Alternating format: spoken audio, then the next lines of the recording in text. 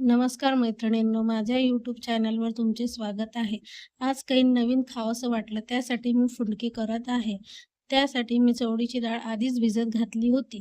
कोणी कोणी चवळीची डाळ बोलते, आमच्याकडे बरबटीची डाळ बोलतात. त्यानंतर मी हिरवी मिरची भाजून घेतली आणि लसूण आणि सांबार टाकून हे एक खिरा मिक्सरमधून काढून घेतलेला आहे. कोणी कोणी चवळीच्या डाळीत मुगाची डाळ आणि हरभऱ्याची डाळसुद्धा टाकते, पण मी हे फक्त बरबटीची डाळच टाकून घेतलेली आहे.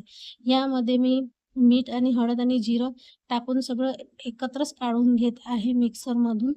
बघू शकता मी अशा प्रकारे मिक्सरमधून ना जाडं ना बारीक असं मीडियममध्ये काढून घेतलेलं आहे. यामध्ये थोडासा तेल आणि कच्चा कांदा टाकून मी हा गोळा एकजीव करून घेतलेला आहे.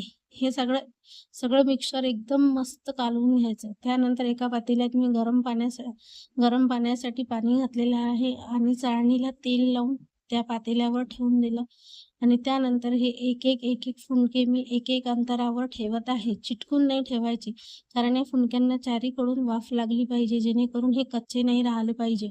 बघू शकता मी अशा प्रकारे ठेवत आहे. मी खूप जास्त दाबत सुद्धा नाही आहे.